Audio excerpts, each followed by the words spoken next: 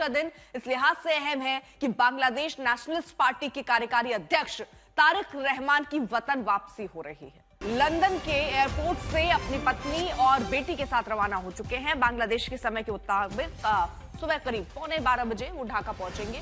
तारिक रहमान के स्वागत में ढाका की सड़कों पर लाखों कार्यकर्ता इकट्ठा हो चुके हैं। तारिक की 2007 में करप्शन केस में गिरफ्तारी हुई थी। 2008 में इलाज के लिए वो लंदन चले गए थे, अब लौट रहे हैं। तारिक रहमान की वापसी से पहले ढाका में ब्लास्ट हुआ जिसमें एक शख्स की मौत हो गई।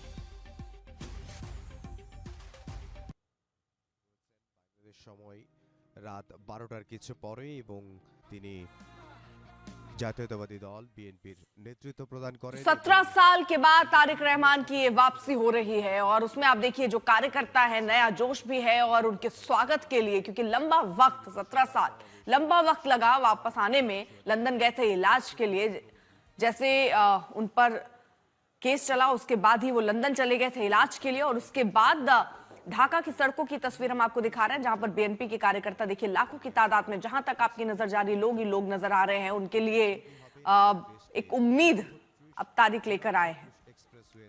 खालिदा के बेटे के लिए सड़कों पर किस तरह से लोग उमड़े हैं, इन तस्वीरों को देखकर आप अंदाजा लगा सकते हैं। जनता उपस्थित হয়েছেন।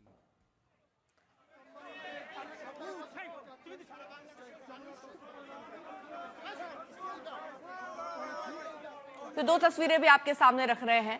12 बजे का वक्त लगभग बताया जा रहा है जब वो ढाका पहुंचेंगे, लेकिन उनके स्वागत के लिए जबरदस्त तैयारियां ढाका में की गई हैं। लाखों कार्यकर्ता उनके स्वागत के लिए जुट रहे हैं।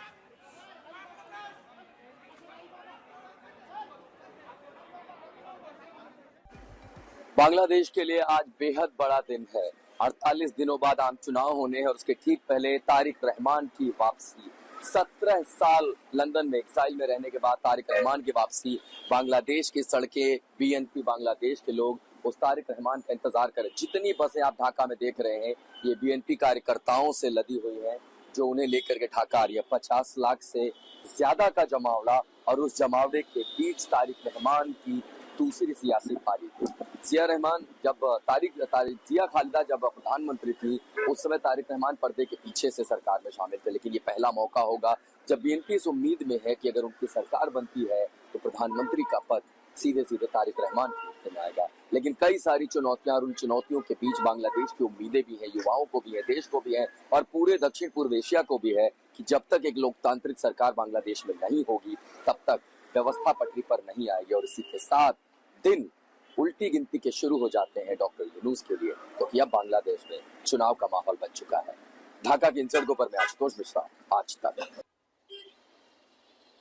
ये उम्मीदें सिर्फ बांग्लादेश के लोगों को, सिर्फ बीएनपी को नहीं है, बल्कि पूरे दक्षिण पूर्व एशिया को है। तारिक रहमान लगभग 17 साल वो एक्साइल में रहे और आज एक बार फिर देखिए कि 18 महीने की उनको सजा हुई थी और 17वें साल बाद उनकी वापसी हो रही है। ये जितनी बसें आप मेरे पीछे देख रहे हैं जमावड़ा, ये सब उन कार्यकर्ताओं को लाया गया है।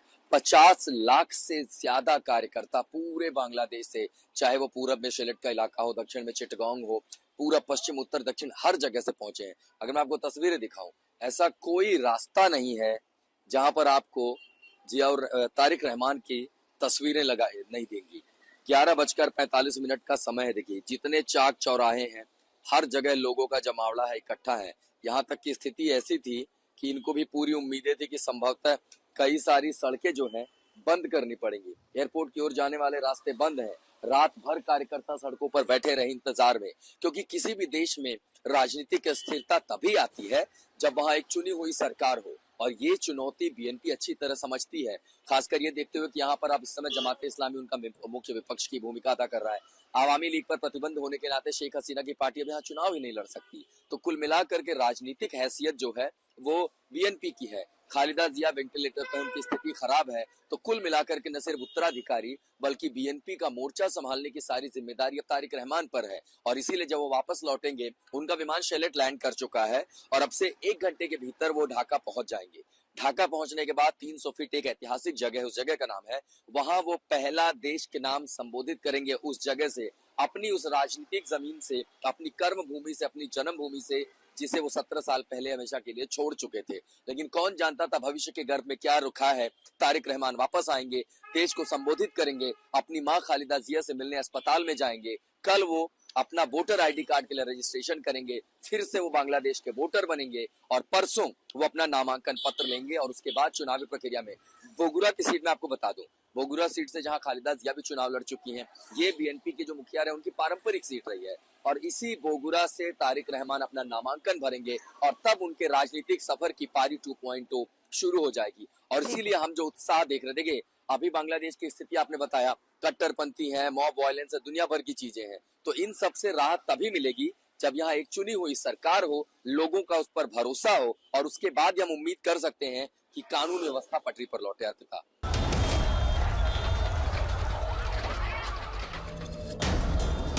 ये बांग्लादेश की राजधानी ढाका है, वही ढाका जो एक के बाद एक 2 हत्याओं से पूरी दुनिया के अंदर चर्चा में है।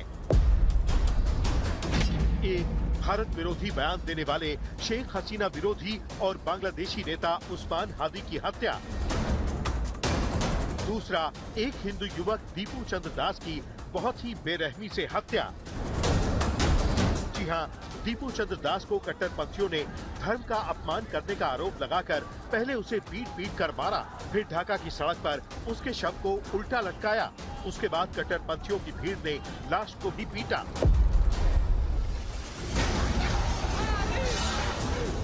बांग्लादेश के अखबारों और चैनलों पर हमले किए, हिंदू बस्तियों में आगजनी की गई। 18 और 20 दिसंबर को बांग्लादेश में कट्टरपंथियों ने जो कहर बरपाया, ढाका उसकी गवाही आज भी दे रहा है। यहाँ का हिंदुओं का भविष्य खूब बेहतर नहीं है, ठीक है। यहाँ का हिंदुओं का अभी भविष्य खूब खराब है। ये बांग्लादेश अभी पाकिस्तान का राह पे चल रहा है। इन हिंदू बस्तियों में बांग्लादेशी कट्टरपंथियों का डर किस कदर हावी है, ये आपको इनकी बातों से समझ में आ जाएगा। और बड़ी बात बता दें कि ये सब लोग आज तक के रिपोर्टर से रात के अंधेरे में ही मिलने को तैयार हुए।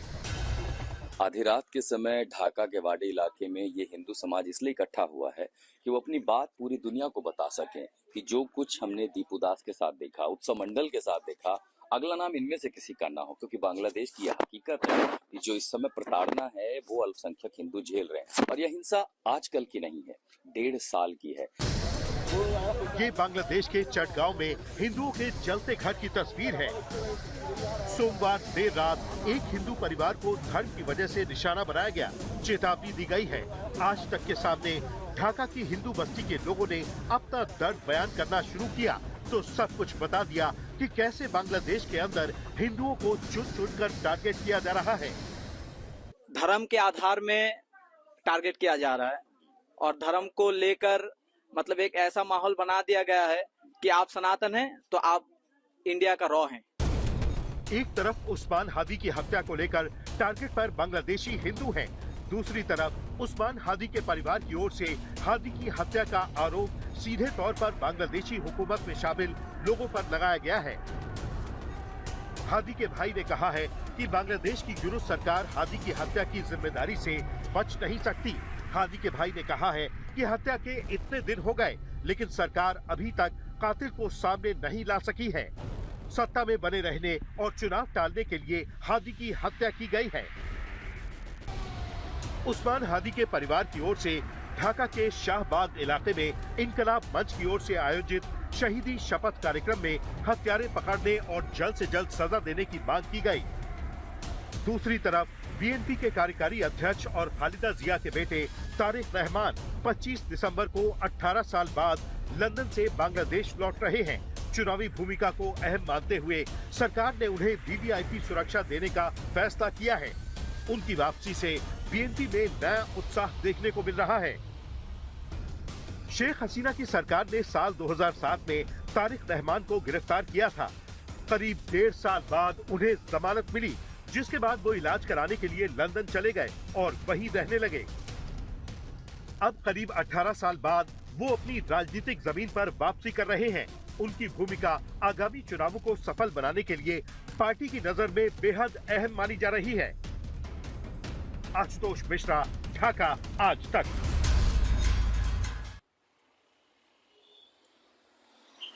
तस्वीरों से समझ लीजिए, हादी को जब गोली लगी, उसकी मौत हुई, उसके परिवार से मिलने खुद उसके जनाजे पर डॉक्टर यूनुस जाते हैं। एक हिंदू दीपूदास की मॉब लिंचिंग होती है और उसके परिवार से मिलने उनका शिक्षा विभाग के एडवाइजर जाते हैं, एक पैरेलल कैबिनेट मंत्री। इसी से प्राथमिकता समझ में आती है कि उनके लिए यहाँ पर अल्पसंख्यक क्या है।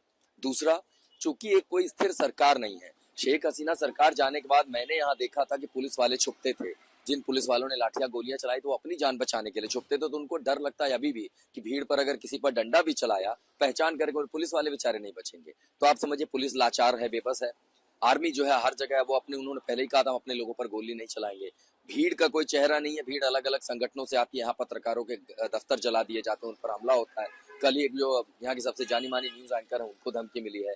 तो इन सब स्थितियों के बीच बड़ी चुनौती है बांग्लादेश के लिए। यूनुस प्रशासन लाचार नजर आता है, वो जियो पॉलिटिक्स में उलझे हुए हैं। यहाँ लोग कहते हैं कि उनको तो अब जाना है यूएन जनरल सेक्रेटरी बनने के लिए, तो बाकी चीजें ताक पर रख दी गई हैं। तो वो ऑप्टिक्स में बिजी है, पूरी दुनिया के वैश्विक नेताओं के साथ बिजी है। जमीनी हालात जो आपने इस रिपोर्ट में देखा, कल शाम को, आज क्रिसमस का दिन है, शाम को चर्च के पास एक ब्लास्ट हो जाता है। तो आखिर इस तरह की कानून व्यवस्था, भीड़ को डर नहीं है, चरमपंथी उफान पर है। और इसीलिए मैं कह रहा हूँ कि आज का दिन बांग्लादेश की राजनीतिक जो इतिहास है उसमें एक नया अध्याय है कि एक उम्मीद ये जरूर है कि अब एक लोकतांत्रिक तरीके से अगर चुनाव हो, कोई भी पार्टी हो, वो आएगी चुनाव में, उसके ऊपर जिम्मेदारियां होंगी, उससे सवाल जवाब हो सकेगा। और उसकी जिम्मेदारी होगी कि अगर बांग्लादेश को अंधेरे में नहीं ले जाना है, आगे ले जाना है, तो आपको वो करना होगा जो एक लोकतांत्रिक देश में होता है। अल्पसंख्यकों की सुरक्षा, भीड़ पर रोकथाम, कट्टरपंथियों पर लगाम, कानून व्यवस्था को बहाल करना।